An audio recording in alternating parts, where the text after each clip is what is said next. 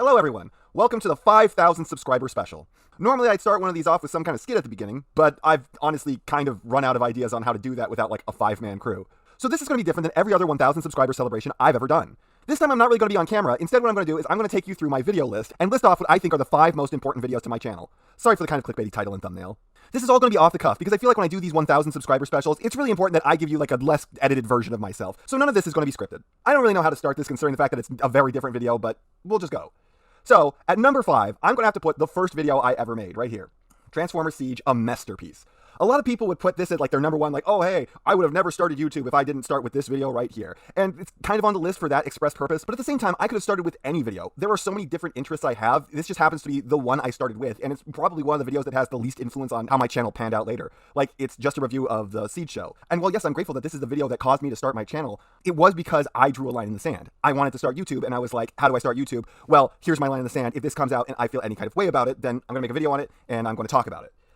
And to be fair, it didn't really do much of anything. I mean, you can see it's one of my oldest videos, and yet it only has 4,400 views. I get more than that on the first day of most other videos that I post now. So even if this is my first one, it might not be as influential as you'd think it would be. I immediately followed this up with Transformers The Room Prime Wars, which was me covering the Prime Wars trilogy, and once again, that basically got no views.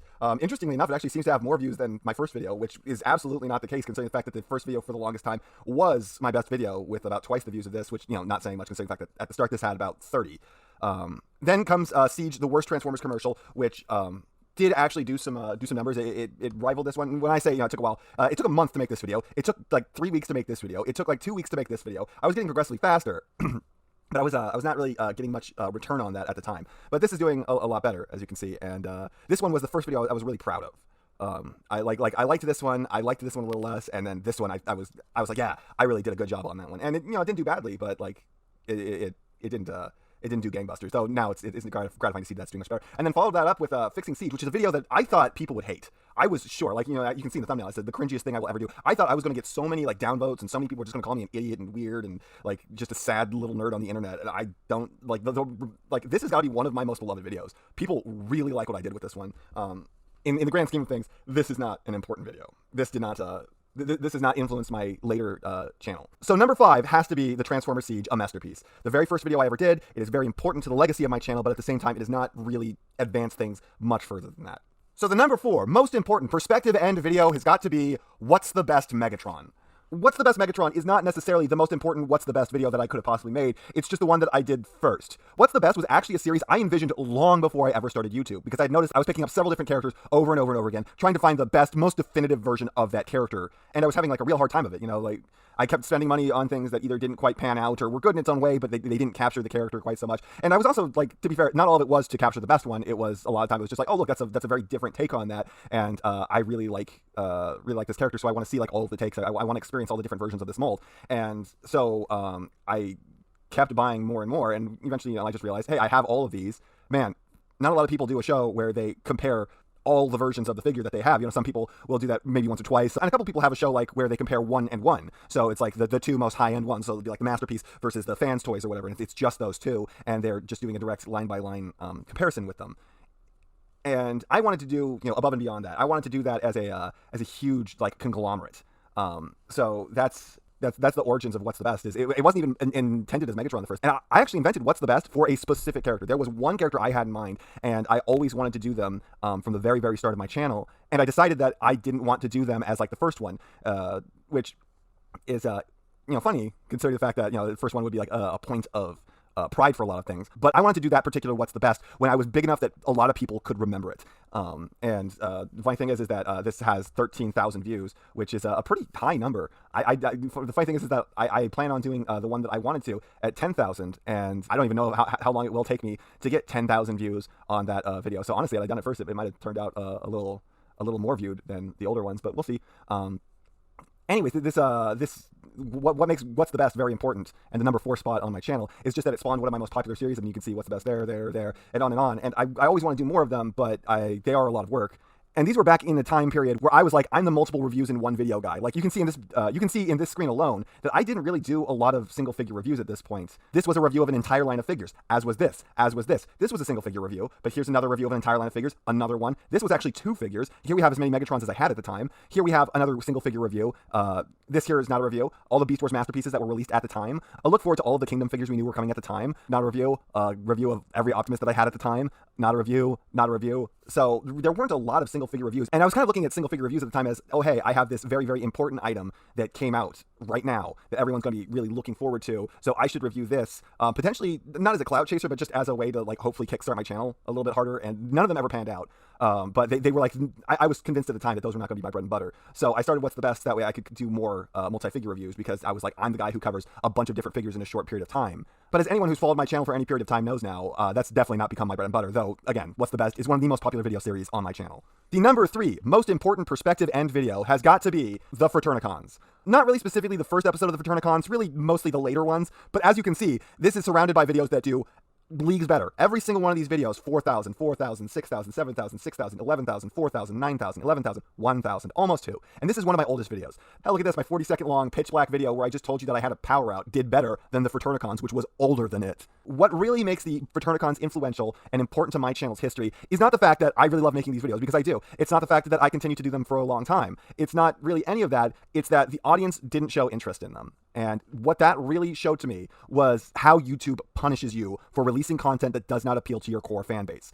A lot of you watching don't really know this. I've had to explain it over and over again. But what essentially happens is if you release a video that doesn't appeal to 100% of the audience that you currently have, what will happen is a lot of people who are only here for the specific thing, most people are here for my Transformers reviews.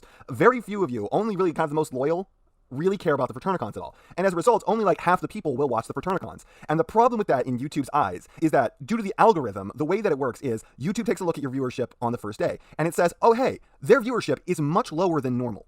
Normally, this person gets X amount of views. Clearly, people dislike this video and don't want to see it. So we should show them this video less.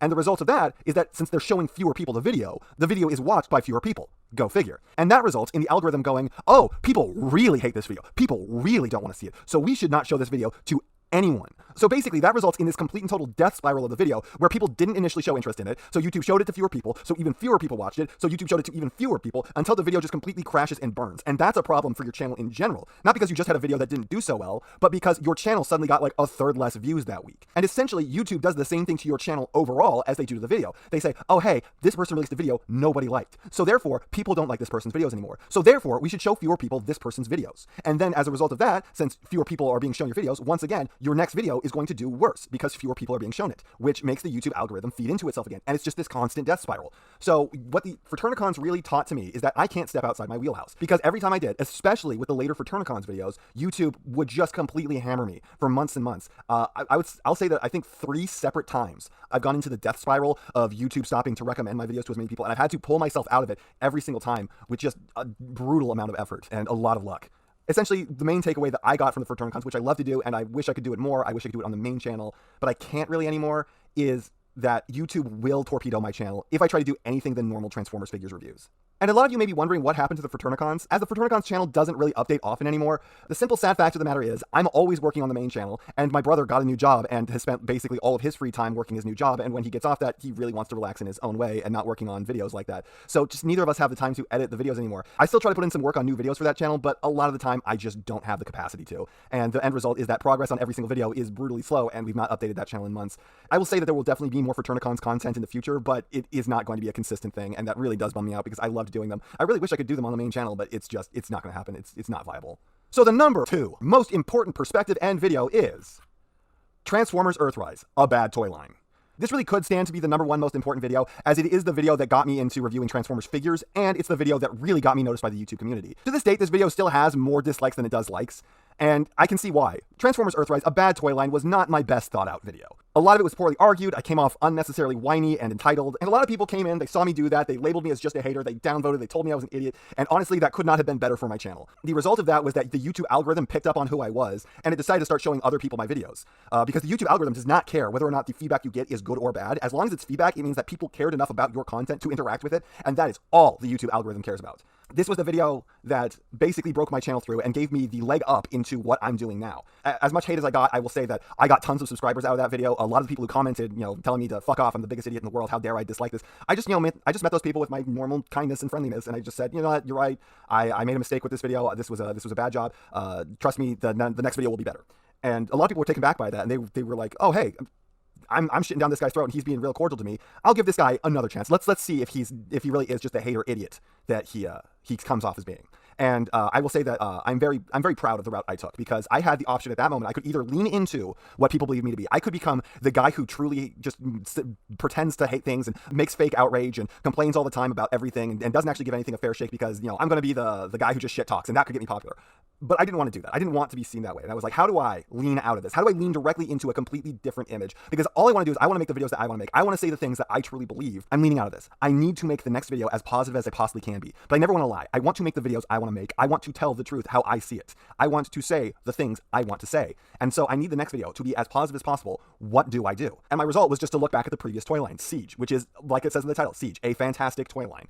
I love Siege. There's almost nothing wrong with it in my eyes. Almost every single figure is a slam dunk. It had some minor issues here or there, but as a whole, Siege was completely and utterly fantastic, and I loved the hell out of that line. So making that video as my very next video really did turn people around on me. They basically reacted with, oh, you aren't really the hater you seem to be. You just don't like that toy line. And while I might not agree with you that you don't like that toy line, I can at least respect the fact that you do have more depth to you. And that got me a whole slew of subscribers. These two videos are still the two most highly viewed videos on my channel. And I think that one day the Siege video is going to pass up the Earthrise video. The Earthrise video had a lot more initial buzz and growth. And the Siege started out pretty modestly by the standards of what the Earthrise was. But over time, it has grown very, very close to overtaking it. And I think that it will eventually one day be the most viewed video on my channel. And then maybe one day later, it might be passed up by something else. But I think for at least a while, this will be the most viewed video on my channel. But that doesn't change the fact that this one is the one that got me popular in the first place. It is the one that I would not be here. I would not be doing what I'm doing today if it weren't for this. Because the video stuff wasn't turning out. And I didn't actually... like the fact that my channel is 100% Transformers is basically a coincidence. Like, I started out doing Transformers Siege, the TV show, because the TV show was my line in the sand. That's where I vowed to start. But then from there, I was like, well, it's just kind of a natural progression to talk about the directly preceding show. And then I had more to say on Siege, so I did the Siege, the worst Transformers commercial. And then from there, I still had thoughts on it, and I was like, I can do that better. I'm a good writer. Allow me to make a video where I correct the flaws in that show. And so the first 4 videos I made were all on the same subject, but that wasn't, by design. It was just kind of what happened. I would have talked about something else had I really felt the passion to at the moment. But at that time, I was really just stewing on how Siege turned out. And then from there, I just kind of accidentally did the Transformers Earthrise, a bad toy line video, because I was really sick of hearing all the praise for Earthrise, because it was out at the time, and I just needed to vent on it. And then that's what got me popular, so that's what I continue to do. There are many, many different paths that this channel would have taken were it not for this video. And honestly, it did kind of color my stuff for a while. Like I said, from here, I got the impression that I was like, okay, I'm the guy who reviews a ton of toys at once. I'll review toy line after toy line after toy line until I ran out of toy lines to talk about, because I basically talked about every single figure. And then from there, I started moving on to other things. But that is what makes Transformers Earthrise, a bad toy line, my number 2 most important video ever made. Now, what can be possibly number 1? It's going to be very unassuming. You will not guess. And maybe you will at the same time. The number 1 most important PerspectiveEnd video is Masterpiece Soundwave, the best. Masterpiece Soundwave might not seem like an important video in the long scheme. It's one of my shortest videos ever at 4 minutes and 49 seconds, really only being beaten out by the video directly above it, Masterpiece Wheeljack, at 3 minutes and 49 seconds, a full minute shorter. But Masterpiece Soundwave was the first time that I really did a single figure review, which is my channel's basic bread and butter now. It is the main thing that I've built off the back of. It is what you can come here every single week and expect to see. And that really started with the Masterpiece Soundwave video. The Masterpiece Soundwave video was the first video that I got done in a really extreme time crunch. I had to complete that video in under 10 hours in order to get it out on time. And I did it, which really showed me, I was like, oh, hey, I can do these single figure reviews, but I don't know that I'm going to do them all that frequently. At that time, I still thought I was going to do multiple figure reviews in a single go, but it opened me up to the idea. I became more amenable to the concept. Like I said, I'd done single figure reviews before, but I was like, oh, this is going to be only for special occasions where I get this new third-party thing that everyone's really looking forward to, because maybe that will help my channel break through a little better. But Masterpiece Soundwave, that was an old figure. No one really should have cared all that much, but it was Masterpiece Soundwave. I loved it, and I could make a video on it nice and quick. And it was where it's also the first place where I kind of started noticing the deficiency in my formula.